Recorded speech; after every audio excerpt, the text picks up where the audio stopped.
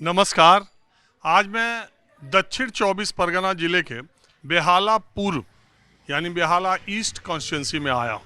Bharatiya Janata party ने 2021 के मुकाबले 2026 में बंगाल का चुनाव लड़ने के लिए अलग अलग तरह की रणनीति अपनाई है।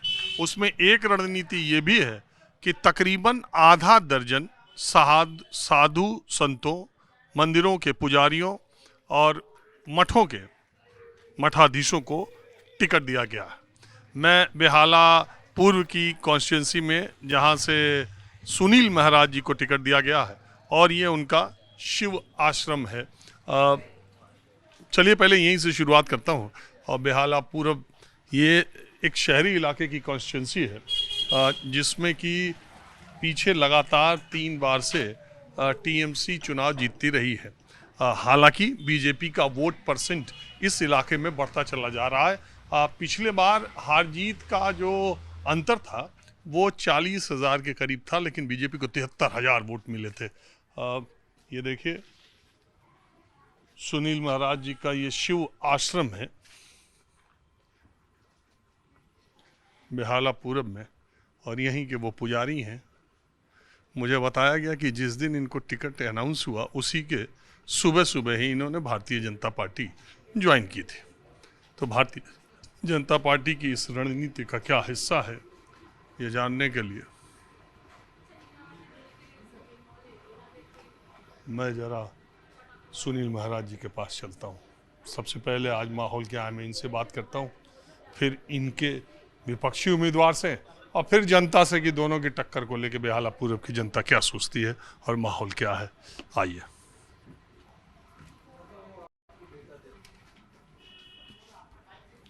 नमस्ते महाराज जी, ये आपका शिव आश्रम है? शिवाश्रम। और आपके इसके महंत आप ही हैं सुनील महाराज जी? हाँ, मैं हूँ। ये कब से है? ये करीब यहाँ पर 20 साल हो गया। तो आपका चुनाव लड़ने का फैसला? सनातनियों के लिए। पश्चिम बंगाल में आज जो परिस्थिति है उसमें सनातनी होने का कोई गर्व महसूस नहीं होता है। जैसे लगता है कोई गला दबा रहा है सनातनी बोलने से। तो उस आधार से मोदी जी का हाथ और भी मजबूत करने के लिए साधु संत को इसमें भाग लेना चाहिए। सनातनियों का सुरक्षा के लिए आवाज़ उठाना चाहिए, क्योंकि अपने देश में रह के अपने लिए आवाज़ उठाना ये भी शर्म का बात है। मैं किसी दूसरा देश में तो हूँ नहीं, मैं तो अपने देश में हूँ, मेरा अपना मातृभूमि है। मैं अपने लिए कुछ कह नहीं सकता, बोल नहीं सकता, कुछ सोच नहीं सकता, उसके लिए पाबंदी हो, ऐसा थोड़ी ना होता है। मैं अपने घर में रहूँगा ऐसा थोड़ी होगा, दूसरे के घर में जाने से सब होता है। अरे स्वामी जी, ये जो बीजेपी की लिस्ट आई है इस लिस्ट में हम देख रहे हैं 5-6 महंत पुजारी संत महात्मा जो पुजारी मठों के महंत हैं, मंदिरों के पुजारी, उनको टिकट दिया गया। तो ये कोई खास रणनीति के तहत हिंदूवाद की राजनीति के तहत क्या है इसके पीछे? नहीं, पश्चिम बंगाल का राजनीति अस्वच्छ हो गया, तो उसको स्वच्छता लाने के लिए मोदी जी ये प्रयास कर रहा है कि हम लोगों को आगे लाके कि आगे जाके पश्चिम बंगाल का राजनीति क्या हो सकता है। पश्चिम बंगाल स्वाधीन होने के बाद से, माने भारत स्वाधीन होने के बाद से पश्चिम बंगाल में राजनीति जो हो रहा है सिर्फ मारकाट का हो रहा है, चोरी का हो रहा है, कटमानी का हो रहा है। ये सब बंद होना चाहिए। इस स्वच्छता के लाने के लिए मंत्रों को आगे लेके आ रहा है। आगे जाके पश्चिम बंगाल का क्या रूप होगा, भारत में क्या स्थान होगा उसका, उसका पहचान कराने के लिए हम लोग को आगे लेके आया। तो ये चुनाव लड़ने का फैसला आपका था या भाजपा ने आपसे कहा कि आप चुनाव लड़िए? मेरा खुद का था। मैंने करीब 1 साल पहले ही संतों का जो कमेटी बैठा उसमें जो विचार विमर्श हुआ उसमें मैंने ही प्रस्ताव दिया था कि मेरा नाम आगे लेके आए। लेकिन मैंने सुना कि जिस दिन टिकट अनाउंस हुआ उसी दिन सुबह आपने भाजपा ज्वाइन की। अरे भगवान, मेरे पास था तो मेंबरशिप का कार्ड, लेकिन मैंने तो उसको रिन्यू नहीं हुआ बोल के फिर मैंने को नया से करना पड़ा। अरे रिन्यू नहीं कराया? मेरे को ये नियम मालूम नहीं था, क्योंकि हम तो भाजपा का आदमी हूँ नहीं। भाजपा मेरा अंदर में है। जितना भी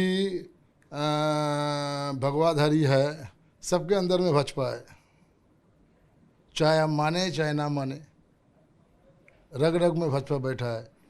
लेकिन उसको पार्टी का जो नियम है वो मेरे को पता नहीं था, इसलिए 3 साल में रिन्यू करना पड़ता, हमको पता नहीं था, कैंसिल हो गया। मैंने तो उनको बताया कि मेरा तो मेंबरशिप कार्ड है, बोलो तो 3 साल में आपने रिन्यू नहीं करवाया वो तो चला गया, तो इसीलिए वो नया करना पड़ा। नया जो भी हुआ वो आप लोगों के पास रिकॉर्ड चला गया। देखिए अब मैंने जो इतना कोशिश किया, चला हमें तो यही पता चला कि सुनील महाराज सुबह बीजेपी ज्वाइन किए, दोपहर शाम तक उनका टिकट फाइनल हो गया, ऊपर से जैक लगाया था। कारण तो यही है ना।